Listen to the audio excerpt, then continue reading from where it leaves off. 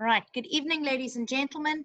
In tonight's lesson, we're going to be carrying on with the section of electrochemistry, looking specifically at the electrolytic cells. Now, just so you know, there are a sum total of 5 that you need to know.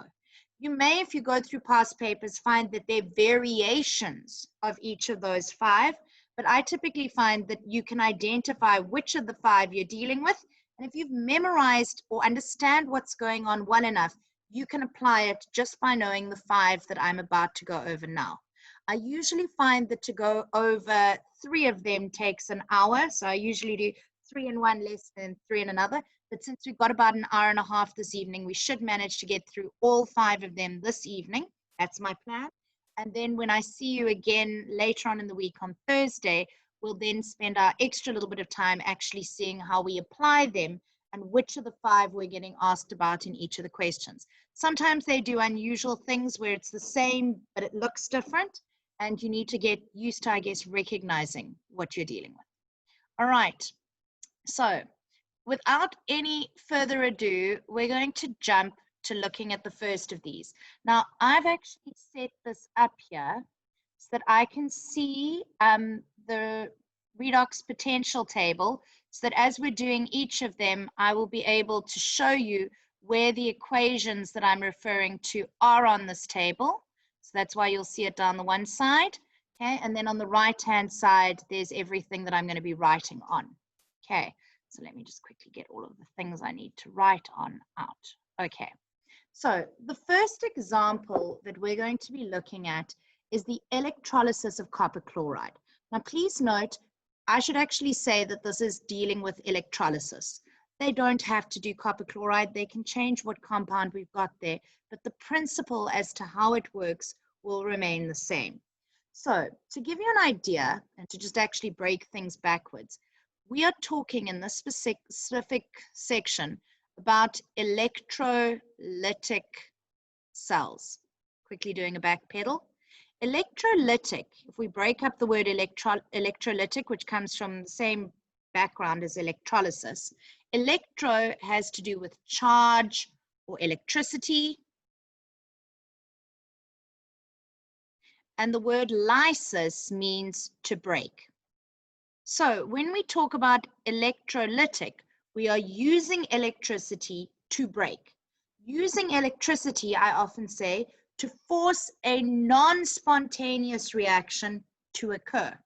We can also say that we are effectively converting electrical energy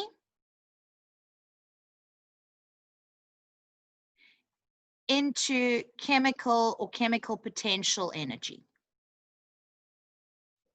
Or we are using electricity to force non-spontaneous reactions to occur. So if you remember in the previous section that we did, on the specific section, which was our voltaic or galvanic cells, those were all spontaneous. Using the table 4b, please make sure that yours says 4b at the top, which is this one. If you read your oxidation half reaction above and your reduction half reaction below, like that, and you form the C, you were then able to say that the reaction, oh, my pen's doing funny things today, was spontaneous. In this evening's lesson, we're going to look at what happens if you're effectively making it go the wrong way around. So the thing that doesn't want to be oxidized is being oxidized, and the thing that doesn't want to be reduced is being reduced. Then you will be dealing with a non-spontaneous reaction. And the only way to make a non-spontaneous reaction occur is to put in some form of energy. In this case, we're going to be putting in electrical energy in order to make it happen. Now, I find with these particular examples, it's all good and well for me to tell you what happens or to give you the facts, but I actually like to view this as us telling a story. So if you all sit back right now, get a little bit relaxed, I'm going to tell you the story of each of these 5 reactions. By the time we get to the end of it, I'd like to hope that you then look at it and go, yeah, that makes perfect sense, because that is the way it should be. So electrolysis, we're using electricity to break apart. Now, in this case, we're using electrolysis to break copper chloride into its elements, into copper and chlorine. So The first thing we need is we need two electrodes. Electrodes have exactly the same meaning as they did in the galvanic cells. They are solids that conduct electricity. In the case where we want to do electrolysis of a solution, we usually use inert electrodes. So we effectively need electrodes that do not react. Now, I guess you could use platinum here as well, but platinum's rather expensive. So we tend to usually use carbon, both of our electrodes, and the carbon that we use is graphite, all right? So graphite, like you get in the middle of your pencil lead, that kind of graphite, 2 rods of it, 1 on each side, 1 there and 1 there. Now, I've got a version of this that came out of one of the exam papers, and it doesn't specify which electrode is positive and negative. Sometimes in the exam, they'll do it deliberately because they want to ask you which is positive and which is negative. But I didn't actually intend to do that. I just wanted to use the picture today. So I'm going to be really nice, and I'm going to tell you that that's the positive and that's the negative. The other way that we could have shown you this is instead of just putting in a power source, we could have put in a power source and put the cell there. And you would then need to look and realize that the long end had to be the positive end and the short end had to be the negative end. And from that, you would hopefully be able to deduce that this is the positive electrode and this is the negative electrode. Now, in the previous section being voltaic cells, in the voltaic cells, you would hopefully remember, I'm just going to put this as a little side note here, voltaic cells. Maybe you remember this, maybe you don't. We had our anode and our cathode. Our anode was where oxidation occurred. And our cathode was where reduction occurred. Remember I told you anox and red cat. Also, hopefully you remember, oxidation was loss of electrons and reduction was gain of electrons. So that came from anox, red cat, oil rig.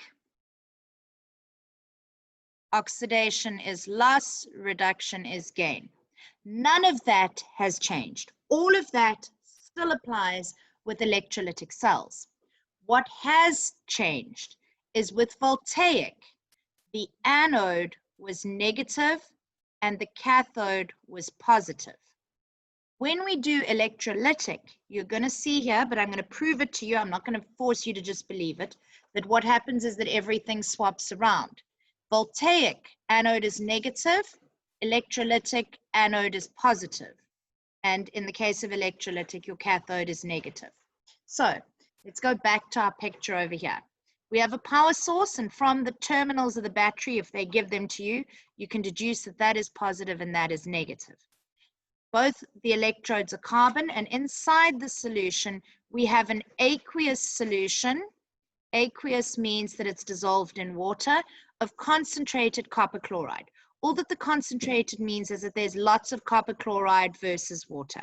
So if this is copper 2 chloride has copper 2 plus ions and chloride Cl minus ions. So I'm going to draw those in solution. Cl minus and Cu2 plus. Okay. Now I want you to remember here that this is the positive electrode and this is the negative electrode. And they're charged, or they've got those polarities because of the battery and the way around the battery is. Which side do you think that the chloride ions would be attracted to? The positive or the negative electrode? Can someone shout out? You're welcome to just shout and shout out here, I don't mind. Any idea, where would the chloride go? Towards the positive or the negative? Think logically, this isn't something you should have memorized. Which way does the negative go, everybody? Okay, I've got a taker. It goes towards the positive. That makes logical sense. Negatives are attracted to positives. And what happens is when this chloride gets here, it is going to give away its electrons, and it is going to effectively, in fact, 2 chloride ions will join together to form Cl2, and they'll give away 2 electrons. So we will make chlorine gas. You can see this entire reaction on this table. It's over here. There it is. So 2 chloride ions give away electrons and become chlorine gas. And if we're reading it that way, it's going to be that way around. And in fact, therefore, I don't know if Isaiah is trying to say something. Therefore, that reaction is my oxidation half reaction. Remember, oxidation, we lose electrons, but you can also check it on your table. Once you've seen it here, chloride will lose electrons to become chlorine, and it's oxidation. Oxidation occurs at the anode, so this is the anode. But can you see that the anode is positive? So in this case, when we're dealing with voltaic, the anode is positive, but when we're dealing with electrolytic, sorry, the anode was negative here, the anode becomes positive. When we're dealing with electrolytic, let's see what happens with our copper 2+. The copper 2+ is positive, so it's attracted to the negative electrode. When it arrives there, what makes the electrode negative is that it's got an excess of electrons. So the copper 2+ will pick up 2 electrons and form copper. If we go and find that reaction on our table, okay, please be very careful. You've got to find the right one that goes from copper to copper 2+, not copper plus to copper 2+. Well, there's one even further in here, copper to copper plus. You've got to pick the right version. And then over here, since we start with copper 2+ and finish with copper, we're reading it that way around, which makes it our reduction half reaction. Remember, oxidation half reaction is always read from right to left, and yes, and reduction half reaction is always from left to right, okay, regardless of whether they're spontaneous or not. So over here, this is my reduction half reaction, okay. I form copper, reduction happens at the cathode, and you can see that the symbol for the cathode is that it is negative. Okay, now the last thing that we need to do here, so far on this diagram, I've looked at this and I've told you what's the anode, what's the cathode, what's the oxidation half reaction and the reduction half reaction. We've briefly looked at why each of the ions are attracted to different sides. What we haven't yet done is to describe what we see. So when chlorine gas is formed, the first thing that we would see is bubbling. Chlorine is a gas, and in fact, you know that it's a gas because of that symbol over there that's G. The color of the gas is supposed to be greeny yellow. I always tell my students, rather embarrassingly, that it's the color of farts. So if you were to draw a cartoon with a fart, that's the exact color of chlorine gas. Okay, so it's that neonish color. Also, if you were to write in another observation, so you'd see the bubbles. The bubbles, you can't always see that they're necessarily yellow-green gas, but you'll see the bubbles. And the other thing is chlorine gas has a very distinctive smell. It smells like a swimming pool. I'm going to put in here swimming just in case anyone gets very confused about what a pool is. So it smells like a swimming pool. So you'll immediately know that you're producing your chlorine gas because it's got a very distinctive smell. On the other side over here, the copper 2+ will be depositing as copper. And what you will physically see is you will see, and this isn't quite the beautiful orangey copper color I wanted, but it's good enough. You will see that copper actually starts coating the outside of the electrode. Now, this may surprise some of you. Some of you would probably have preferred me to use an orange color like that. But I hate to tell you, when copper deposits, it actually deposits almost like a pinkish color, okay? Initially, when it deposits, it's pinkish. And then if you leave it long enough, it gets oxidized. So if you leave it, if you remove the copper-coated graphite electrode and you leave it outside in the air, that copper goes a little bit like the Statue of Liberty green color. But for now, you can go with the fact, we'll just say that it forms a brownish orange color. Some of you may be surprised as to how pink that brownish orange color is, but there is our copper that's formed on top. The last thing that we have is an observation. So I'm just quickly going to write down what our observations were, that we get bubbles at the, this over here, I've just got to look, this was our anode. There are bubbles at the anode. There's a copper colored, you can't technically say that it's copper, but there's a copper colored coating on the cathode. And the last thing that you can observe, hopefully some of you know this, my color choice here was not very great, but copper 2 plus is a beautiful blue color. If you get a strong enough solution, it almost goes the color of the back of my calculator here. So this solution initially would have been very bright blue, probably more appropriately that blue, but I've already used that blue. So what will happen is initially the solution will be very blue because of all the copper 2 plus. But as the copper 2 plus deposits on the cathode, we're going to end up with the blue color of the solution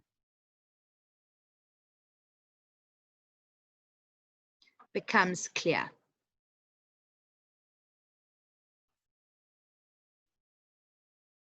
All right. And the last thing that they'll usually ask with regards to this, they could ask you to write the overall equation. I don't know if Bella's got a question. I'm just quickly checking. Okay, cool. They could ask. Yes, what is your question? I want to say, I know that this reaction is non-spontaneous because it doesn't form that like C on the 4B table. But did you say at the beginning that all electrolytic cells are non-spontaneous and all galvanic cells are? Yes, that is the difference between the two. Also, you can know with an electrolytic cell, first of all, okay, in the exam, it's really easy to tell the difference between the two. You will be given the galvanic cell, first question, and the electrolytic cell, second question. There are two completely separate questions on your exam paper. So you won't even need to guess. And it will always be galvanic before electrolytic.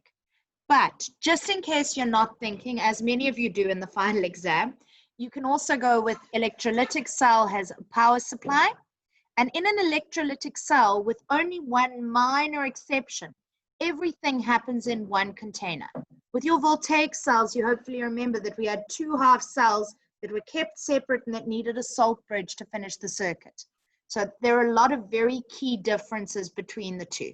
They're almost like motors and generators are opposites of each other. This is another section where they're two exact opposites in terms of what kind of energy is turning into what kind of energy. All right. Does that make sense? Yeah, okay. Thank you. Pleasure. So the last thing that they could ask you to do here is to write an overall net ionic equation. Now, if you remember with your net ionic, you write out your OHR, your RHR, which we've already got there.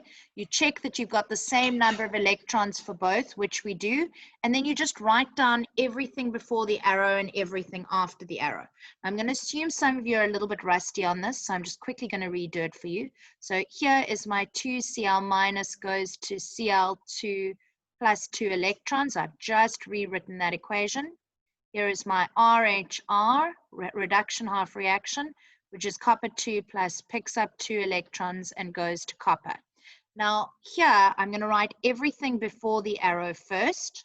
So 2Cu, I did that the wrong way around. Okay, let's just do that a little bit neater. I'm jumping ahead of myself. So I would say here, Cu2 plus 2Cl minus goes to Cl2 plus Cu. And realistically, remember this Cu2 plus that whole thing actually combines to give us our copper chloride.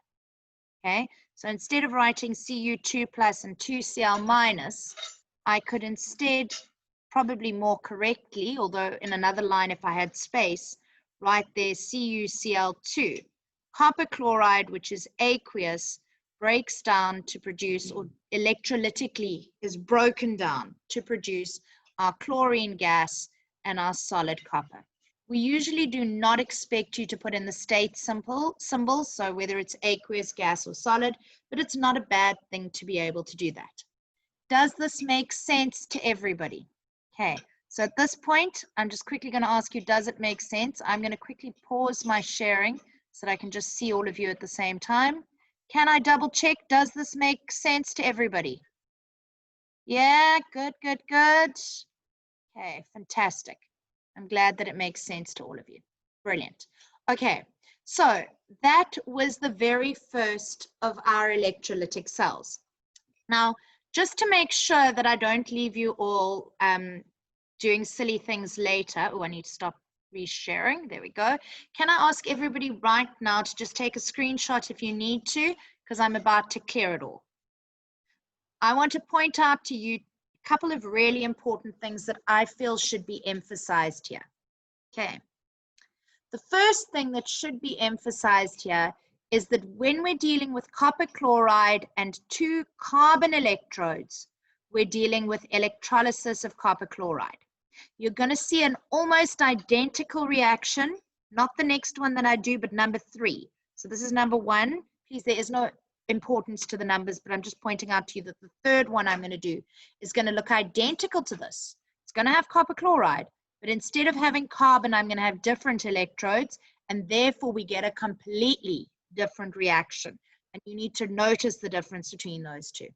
Now, let's pretend just for a second that we didn't do copper chloride. Oh my goodness, going completely crazy. We could instead do, I don't know, zinc bromide. My goodness. Okay, I really wouldn't do zinc bromide. It would probably still be a chloride. Let's not go too far ahead of ourselves. But the principles go the same. So if they made this really like crazy and you had to do zinc bromide, you'd have ZnBr2. In the solution, you'd have zinc 2 plus and Br minus. You'd logically, hopefully from what I've just shown you, be able to figure out that one electrode is negative and one is positive. You'd be able to figure out that the zinc 2 plus must go here, the bromide must go there. You'd probably be able to figure out that that's the zinc reaction there, and that's the bromide reaction there. And from there, I'd like to hope that all of you could do the electrolysis of something that's different if they don't give you copper chloride. Now, very seldom are they going to give you anything other than copper chloride. So you're relatively safe to assume that you'll need to know copper chloride. But hopefully just having run through this, you would then be able to figure that you start with zinc 2 plus, so it'll produce zinc. And you start with Br minus, so you'll produce bromine. And that is the reaction that might happen in this example. All right. I'm not going to go further on it, but it's just to point out to you that once you understand the principles of electrolysis, I can do electrolysis of other substances without it being a new thing. It's a version or an application of the one we've just done, so it's the same thing. All right. Then we move on to the second example. So that's 1/5 of the way through this section. Okay. Now we're moving on to electroplating. Now, if I were to tell you I've got a gold watch, anybody nowadays who's got a gold watch, unless they're exceptionally wealthy, does not have a solid gold watch. What they've got is a gold-plated watch, which means that the watch is not solid gold. It's usually another base metal. It could be silver. Silver's not that expensive that it's unrealistic to have a silver watch plated in gold, but it could also be copper or any other base metal. And what they do when they electroplate something is they have a cheap metal underneath and they apply a thin layer on top of a more valuable or a more durable or a more precious metal. So you need to learn the definition of electroplating, which is pretty much exactly what I've said. It's placing a thin layer or plating a thin layer of a more valuable or durable metal on top of a cheaper base metal. Okay, so we quite often deal with electroplating of different materials with chrome to make it pretty and shiny so that it looks nice, or possibly even just that it's more durable. Quite often in jewelry, they plate copper in silver so that it looks like silver, but it's actually copper. And they often plate silver in gold because it's more valuable than the silver and it looks fancier. All right, so the idea with electroplating is that we're applying a very thin layer of more valuable metal onto a less valuable object. Sometimes people even do this with your first set of baby shoes, little baby booties. You first of all dip them in graphite so that they've got a thin layer of substance on the outside that can actually have electricity conducted. And then once they're coated in graphite, you can have brass applied to them, and you can brass or bronze baby shoes. Okay, so important thing with regards to this, and I'm going to deal with the example of electroplating with silver, but I could just as easily electroplate and change this example to chrome, and you'll see that the ideas are relatively similar. So, important thing, at the positive electrode, now if you were listening just now, you'll know that the positive electrode in this case is your anode, and the negative electrode is going to be your cathode, because remember the signs have swapped around. But even if you didn't remember that, we'll see just now how it works. But the one that's your anode, this block here, this electrode, must effectively be pure whatever kind of metal you are planning on plating the object with. So here I am putting in a pure lot of silver. I almost imagine, but don't ever write this down in an exam, this is my paint. This is the source of whatever metal it is that I want to plate around the outside of here. So if I want to plate this with silver, this had better be my stock of silver. If I put copper here, I'm going to be plating that thing in copper. So whatever I put here is replenishing the ions that I'm taking out of solution. At your cathode or your negative electrode, this must be the item that you wish to plate.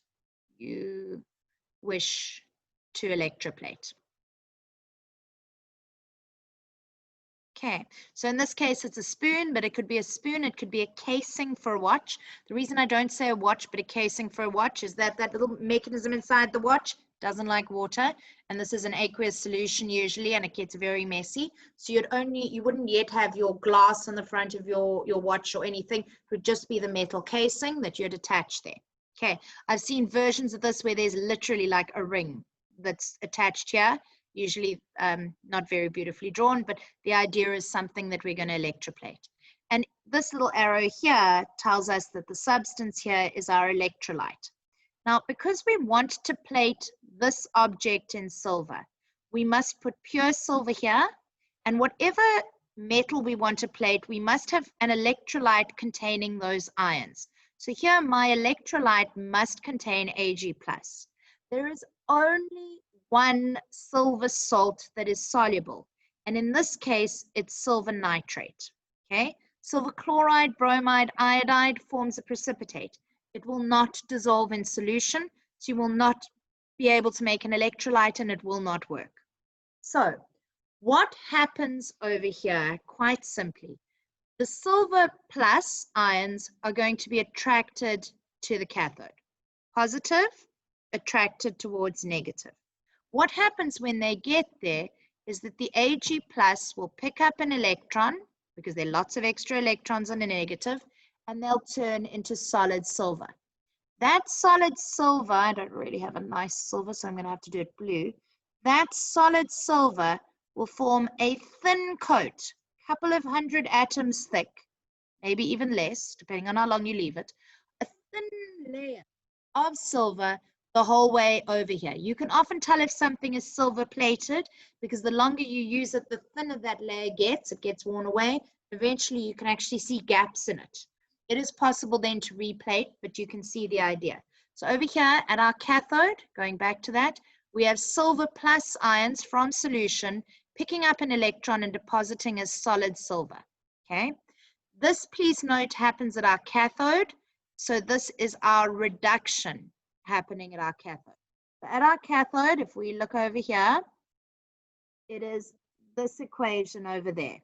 Silver plus going to silver, red that way, makes it a reduction half reaction. Okay, I'm going to write out the full word of reduction, or RHR. Now, at the anode, we're going to have oxidation. And what actually happens in this reaction is that the silver that makes up this electrode is going to go into solution to replenish the silver plus which we've lost. So over here, my oxidation half reaction is the silver from the solid will go to form Ag plus an electron, and that silver plus will go into solution and then later deposit. Something that's very important here is that the concentration of silver in solution, or the silver ions in solution, is constant. Because for every mole per decimeter cubed, or even for every mole of silver that is removed from the electrode and turned into silver ions, 1 mole of silver ions will deposit on here. So we're literally moving silver from here through solution to the spoon. But if we were to take silver and try and slash it on or move it on or put it on the spoon, it would never form a perfectly uniform coating. In fact, you could imagine right now taking a piece of metal and rubbing it against another. It's not going to move onto the other material. Okay, so this is the only way for us to get our silver to move to this side. Very important thing here. Because our silver is being lost from this side, this electrode over here is going to get smaller in size. I'm struggling to make it smaller, so just give me a second. There we go. When I say it getting smaller, it's not that it's completely disappearing. That's just my having to draw a line around it. But this will obviously get smaller as time progresses, so that there will be a decrease in mass of the anode because the anode is getting used up. Here, we're now depositing on the cathode, so there will be an increase in the mass of the cathode.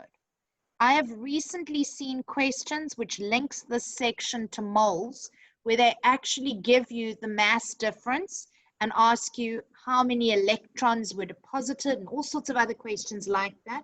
So just be aware of the fact that you might get asked to do something linking those, but you can quite easily, using number of moles as sample mass over molar mass, work out how many moles of silver or whatever metal has been deposited, and then say, well, in this particular equation, 1 silver plus and 1 electron go together, so it's an equal number of electrons. If something has a charge of 2 plus, it might actually have to gain twice as many electrons, so you might need to use mole ratios there. All right, now this is a very unusual reaction, because if we look at it and we try to do a net ionic, our oxidation half reaction, yes? I quickly just wanted to ask, I don't know if I missed it, how do we not include the NO3 in the reaction at all? Not at all. It's a spectator ion. Okay. Okay, so it is a little bit about learning how to do these, but on nitrate, if you find nitrate on here, you'll find that nitrate only exists there and there, okay? And the nitrate isn't going to get involved in this reaction because we don't actually have H+. I never acidified anything, okay? So it's just the only way that I can put the silver and the nitrate in together so that the silver dissolves in solution. If the silver didn't dissolve, the ions wouldn't be free to move, and hence they wouldn't be as easily available to just move through solution from the one end to the other.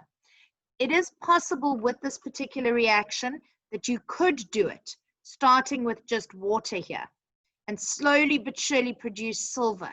But it will take so long for the concentration in the solution to be big enough that you actually start plating here that it makes way more sense to start with a stock of silver ions in solution that you can replace, rather than you having to start by making them, then have them move the whole distance and deposit. So we usually do that. But the nitrate itself, in this case, it's just a spectator ion. Okay, there's nothing that's happening there. Over here, my reduction half reaction is Ag plus, picks up an electron and goes to Ag. And what you'll notice here is that there is actually no net ionic. If you look at it, we go silver and silver plus to silver and silver plus. So this reaction is not making anything new. All that it is doing is moving silver from here onto here. So when we're dealing with electroplating, it's not technically a reaction that has starting materials and products per se. It's a reaction that moves silver or chrome or any other valuable precious metal from a bulk supply over here to the other side where you're plating something that you want to be more valuable. All right, so in this case, our reaction actually is silver going the one way and silver going the other way. There is no very large voltage needed in order to do this. I've in fact tried electroplating things in silver and failed abysmally. If you check online, they'll give you instructions about you need all sorts of fancy other things involving cyanides, and I gave up at that point. But I did have somebody tell me that the reason that I'd gone wrong with my electroplating with silver was that my voltage was too high, and that I actually needed to reduce my voltage. I must admit I haven't yet gone back to try it, but one day I will. One day I will be brave enough to do my own electroplating. All right, ladies and gentlemen, can I check at this point that this makes sense to everybody? So I'm just quickly going to check if anyone has any questions. Quickly ask now, because I'm going to stop sharing in a second. Okay, there we go. All right, so I'm hoping at this point that the first two types of reactions that we've done have made sense. Can I quickly, before I go any further, just ask who has already done this section in class? Okay. All right, a lot more of you than I thought. Okay, brilliant. That's a sign that many of you are heading towards the end of the syllabus. But it may also be a case that some of you are doing this for the first time, because it is one of the last sections that a large number of schools cover. And I'm hoping that I'm not going too fast. So please, if I'm going too fast or if it doesn't make sense why the chemicals do what they do, you do actually need to stop me and say, no, I don't know quite why that all happened. Let me know, or let's work around it. Okay, so let's get back to that section. In fact, you know what? Let's be smart. We're about to be halfway. Can I suggest that everybody quickly stands up, stretches their legs? Okay, and then we'll resume in just a second. Okay, so quickly stand up. I'm going to do the same. Stretch your legs. Make sure that you're getting a little bit of motion so that you don't fall asleep on me. Okay, and then we go back again. Okay, we only get breaks when we're doing the hour and a half because I don't know how well people focus for an hour and a half. Okay, now we're moving on to the example that I described to you a little bit earlier. I said that there's another example that we're going to do where we have copper chloride. So in here, I'm going to put in Cu2 plus and Cl minus. So this over here is aqueous copper chloride. But this time, instead of us doing our electrodes being made out of graphite, our electrodes are both going to be made out of copper. Okay, so I've got to start by giving you a little bit of a background on why we do this experiment. When we mine copper from under the ground, copper is one of the few metals that when you get it from under the ground, it actually looks relatively similar to copper normally. The only problem is that it's not 100% pure. It's called impure copper. Internationally, they refer to it as blister copper. Please don't write that in your exam, though. That's just in case you one day need to know it. But we tend to just call it impure copper. And the impure copper often looks like this very messy chunk. It's almost, when copper deposits, it almost forms round little nodules that kind of build on top of each other. So it's very bulbous in shape. It's very irregular and strange. And this copper that we get from under the ground is mainly copper, but it's actually impure. So it's got other impurities in it. Now, often when people talk about impurities, the kind of things that they're imagining as being impurities are less valuable. This is one example where copper's impurities are actually more valuable. Examples of the impurities, which are later going to form part of the sludge, are silver. Silver is more valuable than copper, platinum, and gold. Those are pretty good impurities to have. So many people might say, well, why are we trying to remove those things from copper? Surely they make the copper more valuable. They don't actually. Copper that we want to use specifically for electrical wiring or plumbing. We love copper because it's inexpensive and because it's so easy to work. The problem is if copper's got impurities in it, those impurities disrupt the crystalline structure. And therefore, when you're trying to roll it into very thin plates or wires or make it into pipes, those pipes have a weakness because of the impurities. So copper is a stronger metal when it's pure, because all of the atoms behave exactly the same way. They fit around each other well, and you don't have points of weakness. So we want to purify our copper so that all of the copper that we're dealing with is 100% pure. So we start with a piece over here, which is impure copper. What we're going to be doing here is almost like electrolysis, except that the point isn't to plate a less valuable metal with a more valuable metal. It's to move only the pure copper from this electrode and deposit it on top of other copper that's already pure. So our one electrode, which is connected to the positive terminal always, remember in this case, your positive terminal is your anode, is going to be your impure piece of copper. Connected to the cathode, which is negative, is going to be a piece of pure copper. Now, ladies and gentlemen, they always ask a question in the exams, and it confuses half of you, where they go, how will it affect this reaction if we use a thicker electrode? We didn't care how thick the electrode was to begin. So using a thicker electrode isn't going to make a difference. But usually, since we're going to be depositing the copper on top of here, we don't start with a huge copper electrode. We don't really have to. But in this particular case, size isn't something that we usually talk about. So it's just for you to note that there is no specific dimensions that this electrode has to start at. All right. In this particular reaction, the chlorine is not going to react. We're not going to form chlorine gas at all. All that's going to happen is we're going to form copper. So to give you an idea of what's going to happen, our copper is going to turn into copper 2+, and copper 2+ is going to deposit as copper. Please note we start with the aqueous solution that already contains copper chloride, because that way we don't have to start from the beginning and make it. There will be some solution. Copper 2+ is a beautiful blue color. So this entire solution will remain a beautiful blue color the entire time. So my oxidation half reaction that happens at the anode is that copper goes to copper 2+ and gives off 2 electrons. And at the cathode, sorry, that was my oxidation half reaction. At the cathode, my reduction half reaction is that copper 2+ picks up 2 electrons and deposits as copper. So what will happen gradually over time is that this electrode will start to contain less and less and less and less copper. I'm try and do a quick slapdash, make it smaller. So it's going to go smaller and smaller and smaller and smaller. And the copper, on the other hand, is going to deposit on the outside of this electrode. But instead of us having a mixture of copper and all sorts of other things, only pure copper is going to deposit. I need to explain to you why pure copper will deposit and silver, gold, and platinum won't, but we'll get there in a second. All right, so my OHR is copper turning into copper 2+ plus 2 electrons.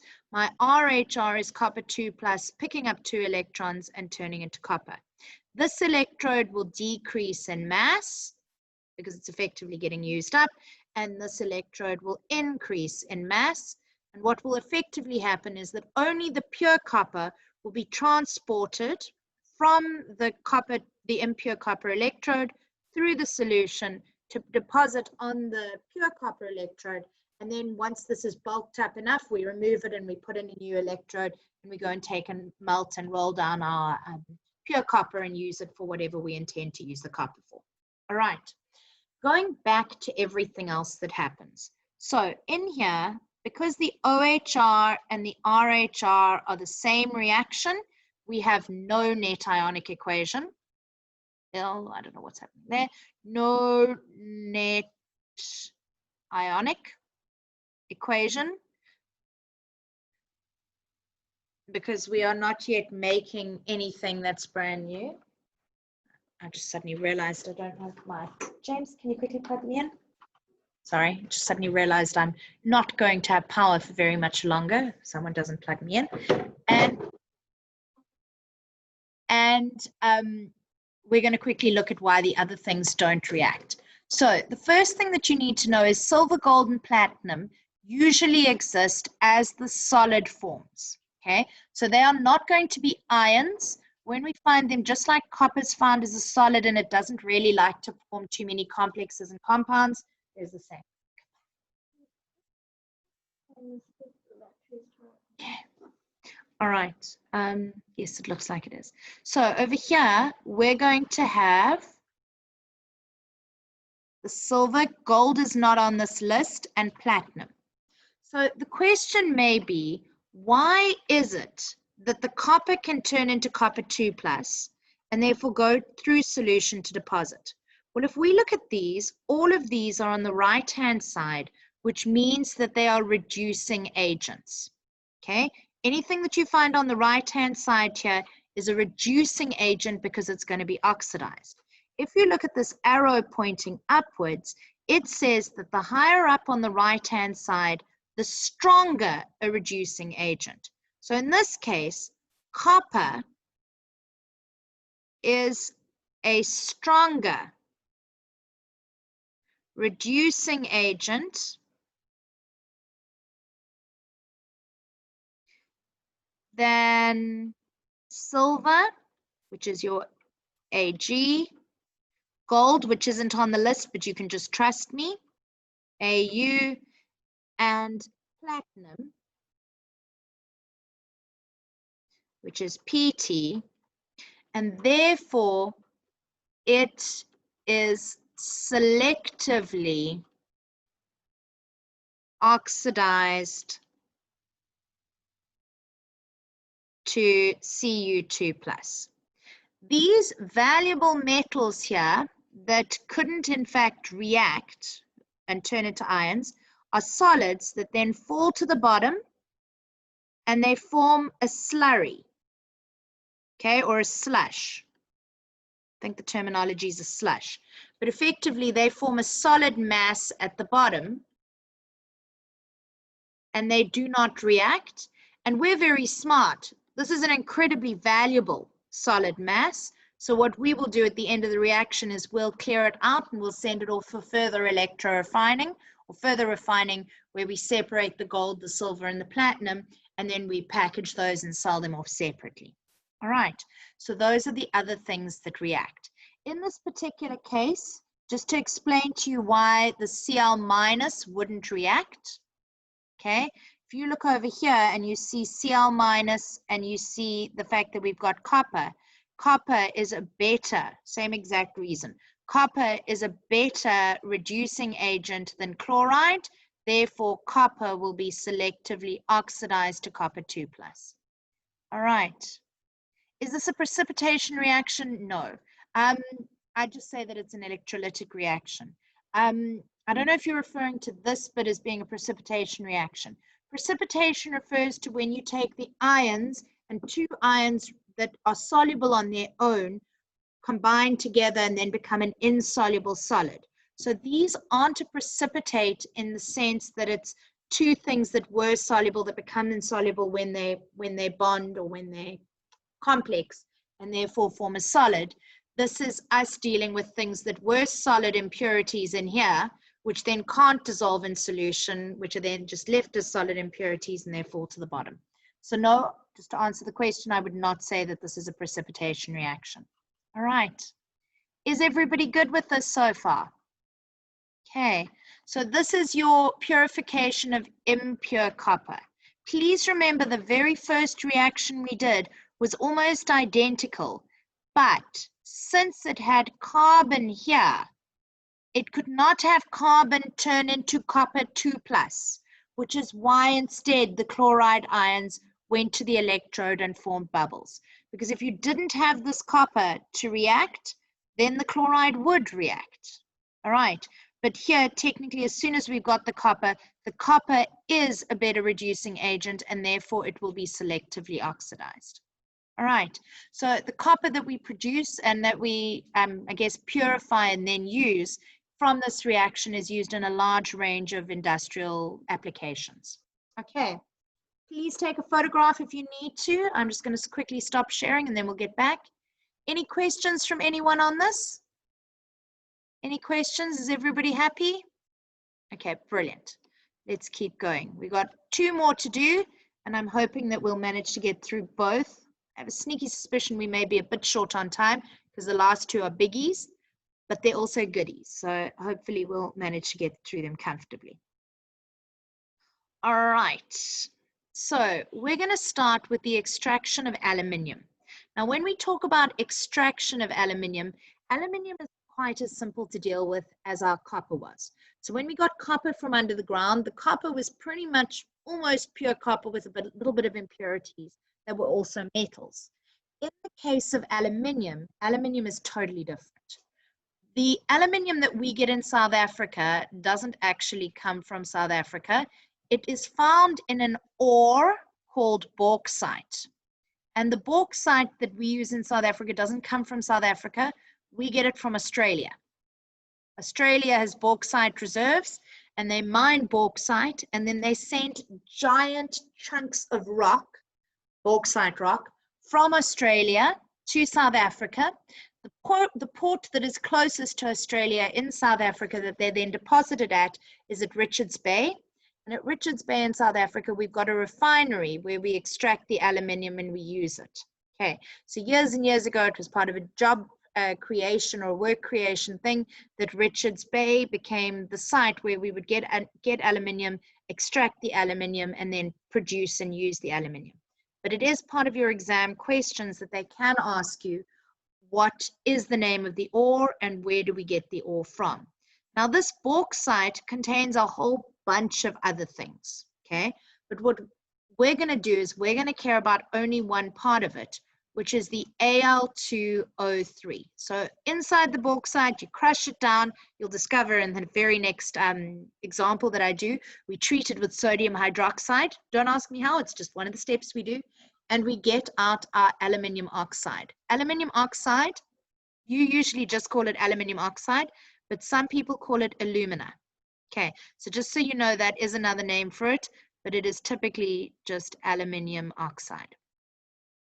Now, in every other example that we've dealt with up till now, to get the ions to move through solutions towards the positive or negative electrode has been really easy because they dissolve in solution.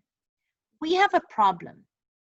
To melt aluminium oxide requires a temperature that's actually greater than 2000 degrees Celsius.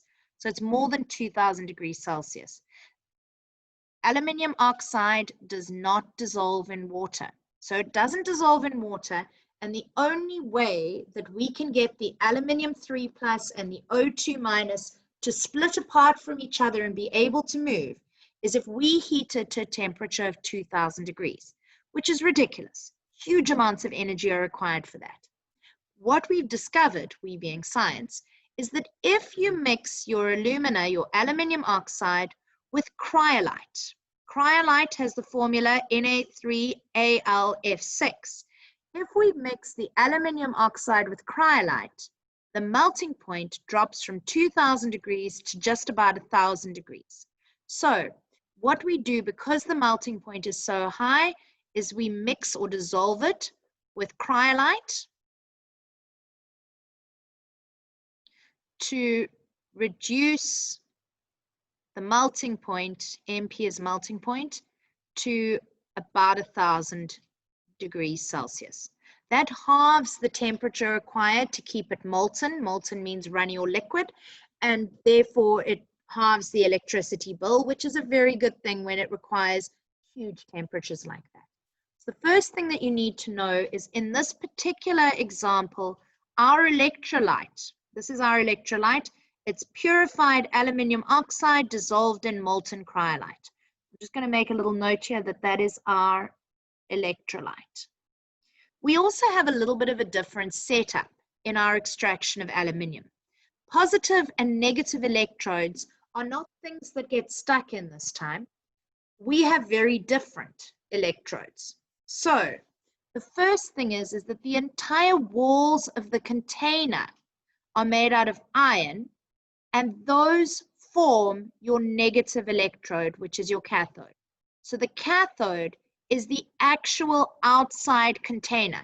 You can imagine that the entire outside container is connected to the negative terminal of a power supply. Then the positive terminal of that same power supply is connected to a whole bunch of carbon electrodes, which form your anodes. Please note, I've seen examples of this where you only have one anode. Can happen, but more often than not, we've got multiple anodes. So you'll have this connected, and all of these, because they're connected to it, would end up being positive. There's a specific reason why we have more than one, and you just need to be comfortable with the fact that I'll get to it just now, and there'll be more than one. All right. So the negative electrode is the entire outside container. I'll explain all of the other labels as we get on just now. Okay. And the positive electrodes are these carbon electrodes, which remember are made out of graphite that are stuck into the cryolite. Everything that's happening here is happening at a temperature of 1,000 degrees. I don't think any of you can even imagine that kind of a temperature. It's really, really hot. People don't go into the container where this is happening because it's too hot. We will burn and die. Okay, well, we will just die first and we'll maybe burn later. Okay, so if we were to imagine here that we've got aluminium 3+ and O2-, the alumina, aluminium Al2O3, can split apart into its ions because the ions in the molten solution, remember, they're ionically bonded and they can move apart. The positive ions, we've done this idea before, the positive ions will be attracted to the negative electrode, which is the walls of the container. When they get there, the aluminium 3+ will find that it's negative, so they will pick up 3 electrons and they will form aluminium. Now, normally we'd say that they form aluminium solid, except we're at 1,000 degrees Celsius. They actually form aluminium in the liquid form. It's so hot that the aluminium melts, okay? Because this is the cathode, this is my reduction half reaction. If I quickly go across, I can go and find the aluminium over there, okay? I'll put on my arrowhead so that I can say that, look, it's aluminium 3+ going to aluminium. Normally this aluminium would be a solid. I've told you anything here without a symbol on it has to be a solid. But at 1,000 degrees, that aluminium will not be a solid. It will be a liquid. And what will then happen to it is, because it's a liquid, it will melt, and the electrolyte around it is molten as well. But the aluminium is more dense than the cryolite and mixture solution, so it will fall through to the very bottom. And at the very bottom, we will have a gradually building up and getting taller and taller rising layer of molten aluminium. This is our aluminium liquid, which is produced when we have the reduction half reaction at the cathode, and aluminium 3+ picks up 3 electrons. That liquid, sorry, can I just ask someone to make sure I'm plugged in properly? Sorry, I'm going to have to do it myself.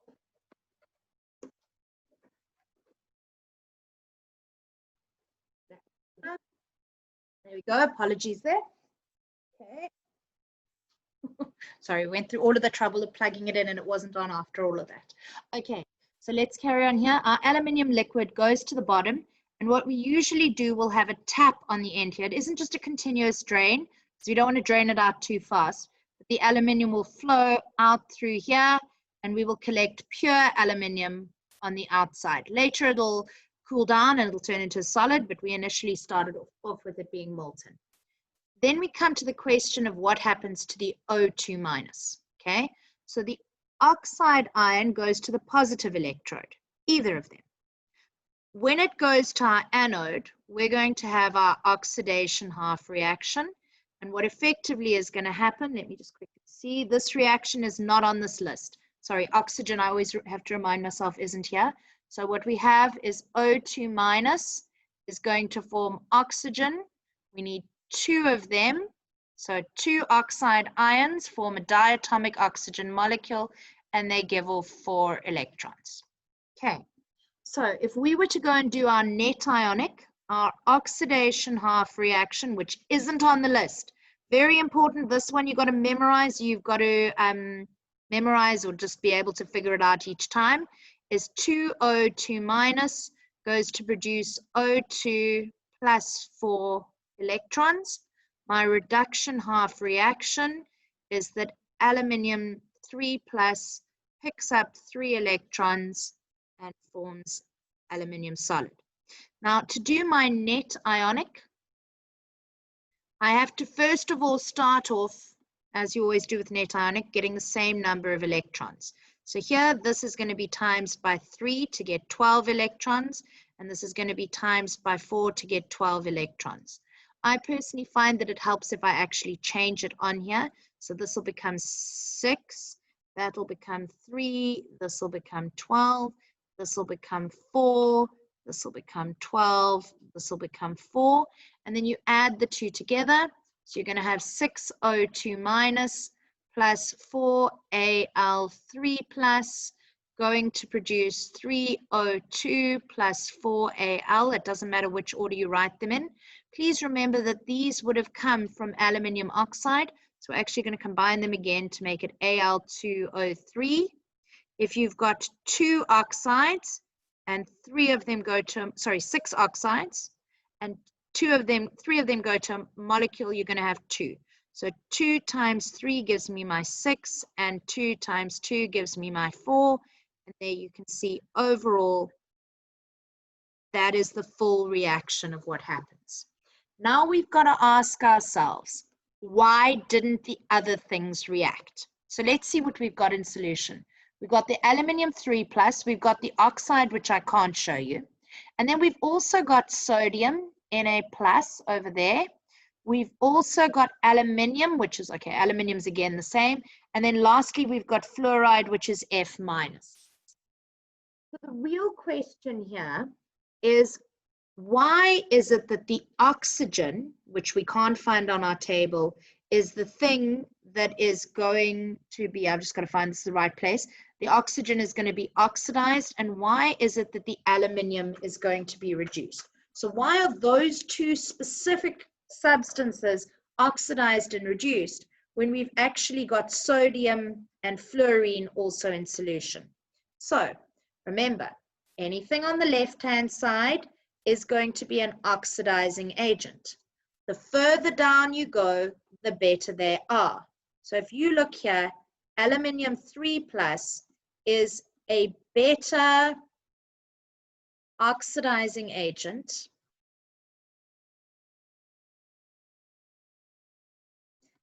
than sodium plus.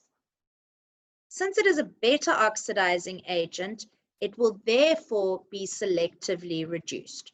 So it is selectively, need to get used to using this language, it's what the memo will say, therefore it is selectively reduced.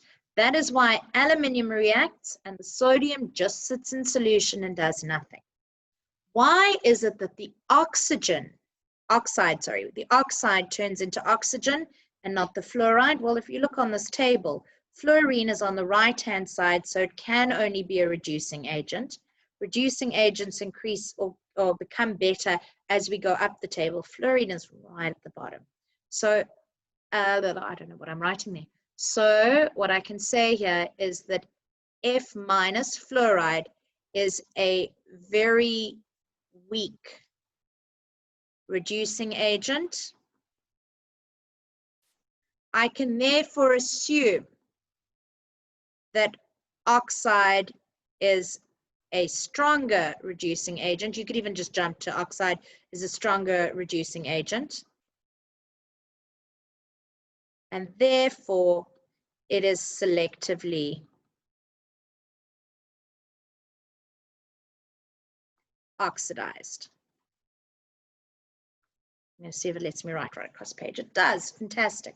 So that is why one of them happens and sodium doesn't react and fluoride doesn't react, but aluminium and oxygen do. The last thing that you need to know about this particular reaction is why it is that we need so many carbon electrodes. So when oxygen is produced here and it bubbles up, okay, I'm drawing on all of my oxygen bubbles. Those are oxygen bubbles. When oxygen comes into contact with carbon, it produces carbon dioxide. So carbon plus oxygen produces carbon dioxide. Carbon dioxide means that these electrodes are not going to be here for very long. So those electrodes are slowly but surely, actually you can't really use the word getting burnt, but they are wearing away because they are turning into carbon dioxide. So we put in multiple carbon electrodes. We replace them regularly because every time that they produce oxygen, they actually react with the oxygen and therefore make carbon dioxide. So our graphite electrodes are very quickly turning into carbon dioxide, not so quickly that you need to kind of replace them within the course of one run of a cycle, but you'd need to replace them relatively frequently. And also because they may start wearing down, you put in multiple ones that there'll always be at least a couple that are still going and still reacting. All right, ladies and gentlemen, I think I've covered everything for the extraction of aluminium. Please, just a couple of important things. I don't personally believe that you will be asked for the chemical formula of cryolite, but it could happen. Okay, I don't think, I must be honest, I can't tell you what it is off by heart. I know it's got sodium, aluminium, and fluorine, but I don't know the formula off by heart. I could probably tell you right now because I looked at it 2 seconds ago, but in the exam, you do need to know its name is cryolite. All right, but I haven't seen it being asked. So the electrolyte in the solution is the alumina mixed with cryolite. So your electrolyte is literally purified aluminium oxide dissolved in molten cryolite. That is your electrolyte. It isn't just one substance.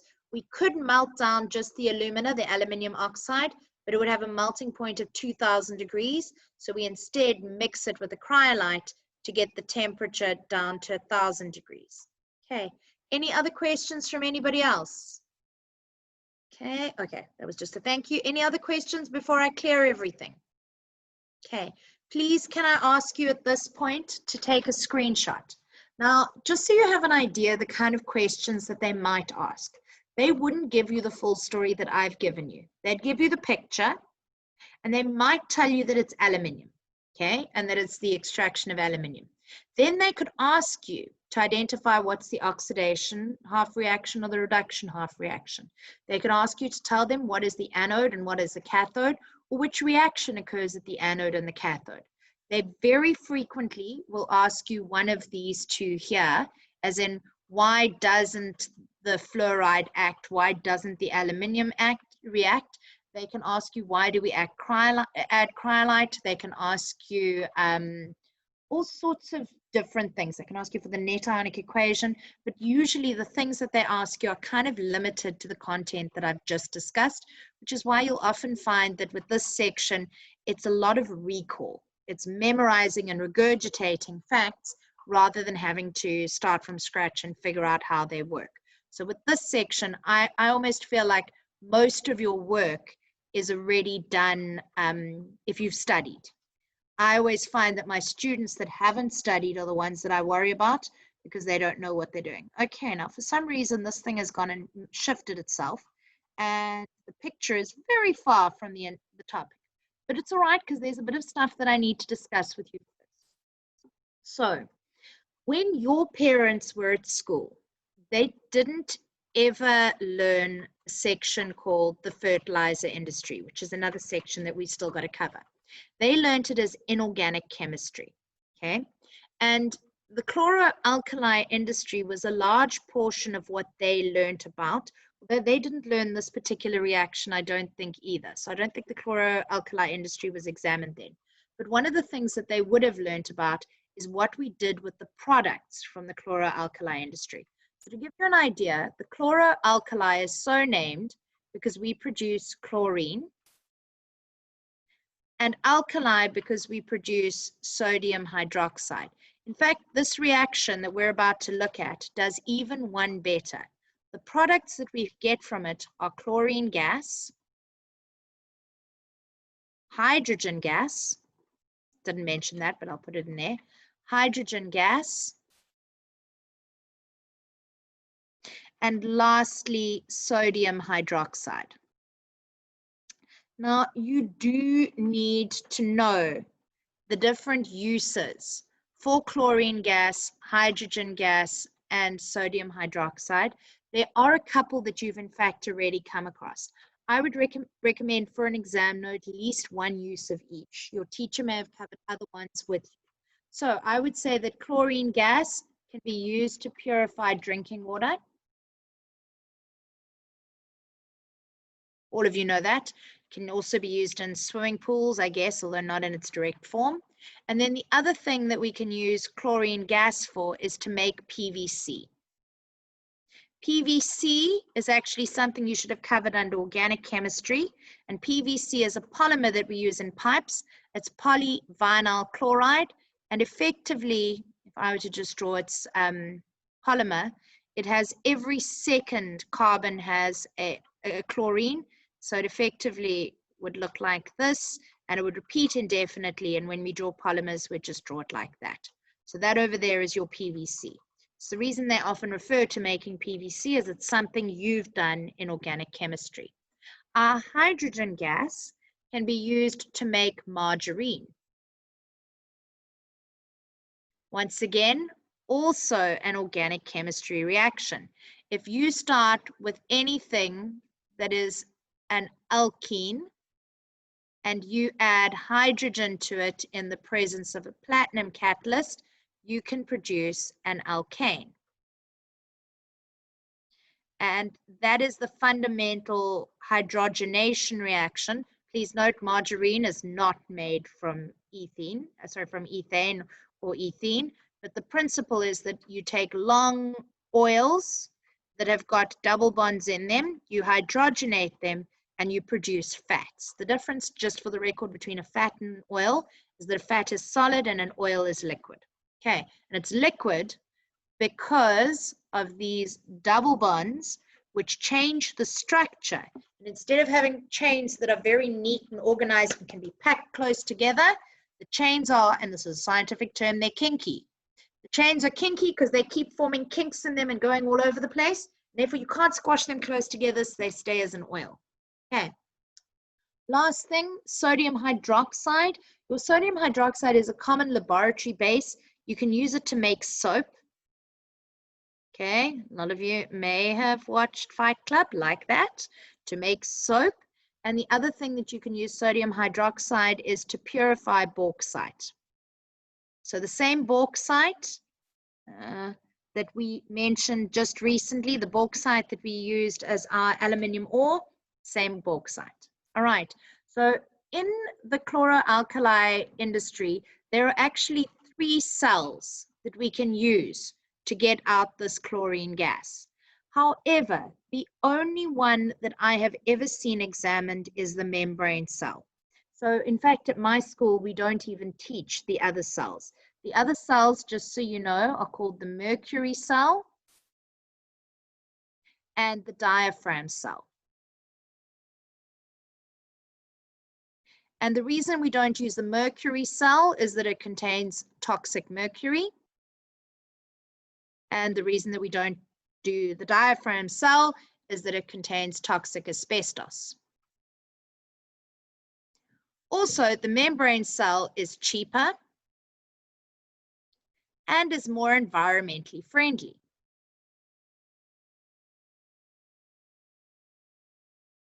Which means that it is the cell that we will be using and the cell that I'm going to be teaching you.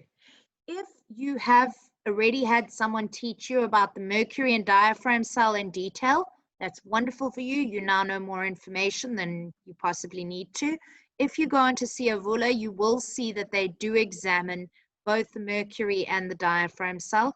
What I'd do is I'd take it with a pinch of salt and not really stress if you get those questions wrong, because I'm very firmly of the belief that if they do test you on the chloralkali industry, you will get a membrane cell. All right.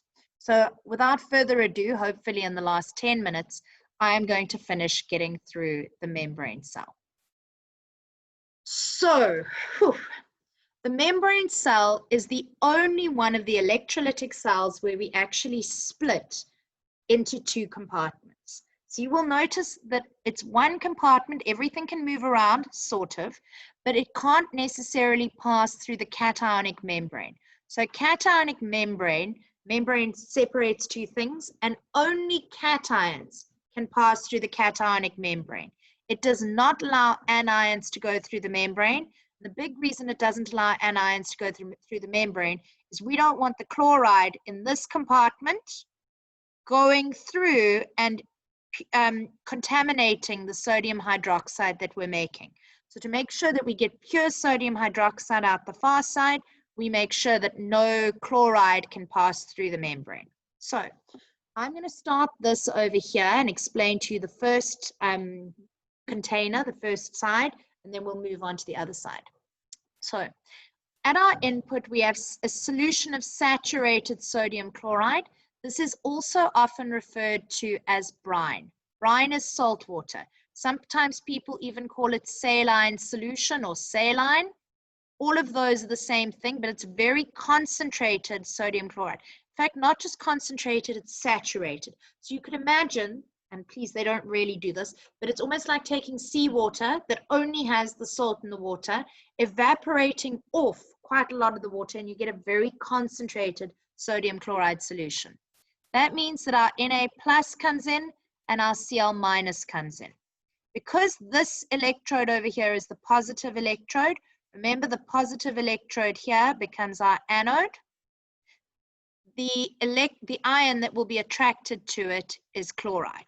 Okay, so the sodium isn't attracted to it, the chloride ion is. So at our anode, which is positive, we're going to have our oxidation half reaction. Oxidation always occurs at the anode, and our Cl minus, two of them at least, are going to turn into Cl2 and give off 2 electrons. If you can't remember that off by heart, you don't need to stress, it's right over there, okay? And in this particular case, the reaction is being read that way around, okay? So we've got that reaction. Chlorine is forming. You already know that chlorine is that lovely greeny colored gas. Comes out the top here and it smells like a swimming pool.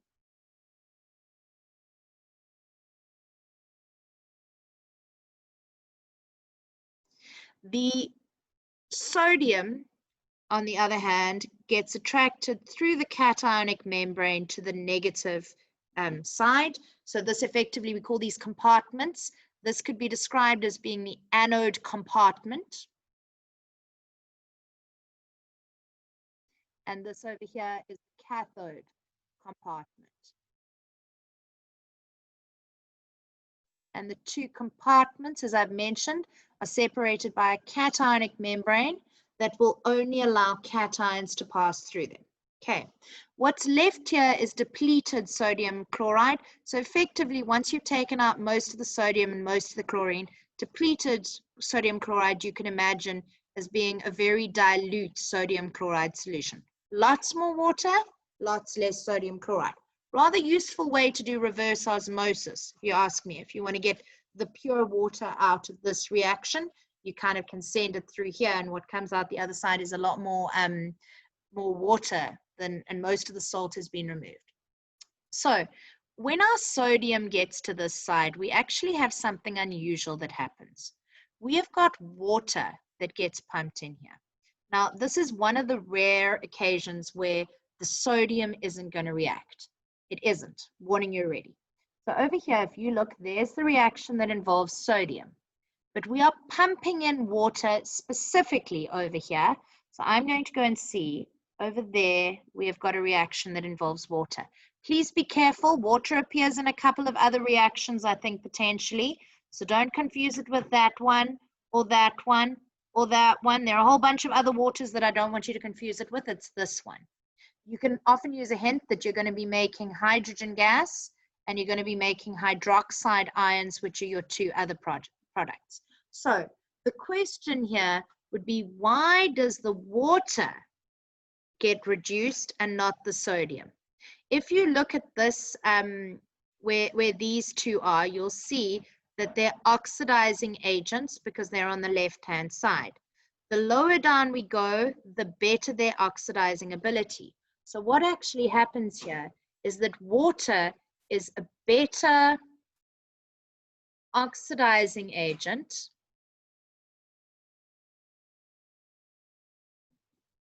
than sodium ions.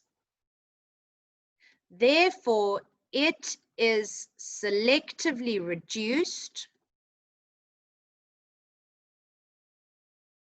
And when it is selectively reduced, it will produce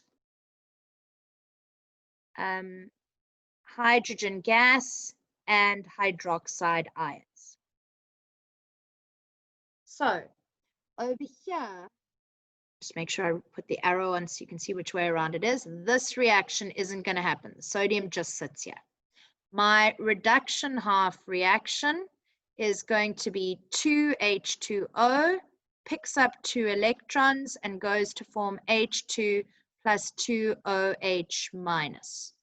Okay, so the H2 is bubbles of hydrogen which form and go out of the top. You can't really smell hydrogen. It does have a bit of a smell, but it's not quite, the swimming pool would clearly have overpowered it here. We've also got the OH minus that form. And what happens is the Na plus and the OH minus form, and we get sodium hydroxide as a product. So this is a very useful reaction because chlorine is an important product, hydrogen is an important product, and sodium hydroxide is an important product. Let's quickly do our net ionic reaction. So our OHR is 2Cl minus going to Cl2 plus 2 electrons. My reduction half reaction is 2 waters picking up 2 electrons going to hydrogen and 2 hydroxides. We must make sure we've got the same number of electrons on both sides, 2 electrons, all good. And then we add everything together. So over here, we're going to have 2Cl minus plus 2H2O go to produce Cl2 plus H2 plus 2OH. Some people may at that point feel very uncomfortable with this chloride and this hydroxide. And if you do, you are welcome to put in your spectator ions of sodium. So you can then change it to 2NaCl by adding in 2 sodium ions. You don't have to. That will react with 2 waters to produce chlorine gas plus hydrogen plus 2 sodium hydroxides. All right, and this is a very useful reaction, as I've already mentioned. Can I please ask anybody who has any questions, quickly ask them now before I stop sharing here? Okay, no questions. All right, so I'm going to clear all drawings. I'm going to stop sharing. Sorry, I've got to remember all these steps now. All right, ladies and gentlemen, I hope that that made good sense to you. There's quite a lot of information there, and my advice to practice this would be you try and draw the diagrams and explain the stories as I've just done them. If you can do the same, you do know enough to be able to do past papers and start practicing them. When I see you on Thursday, we're going to start, I call it playing snap. We're going to try and identify every exam question, which of the 5 types it is, and then use that information to solve them. All right.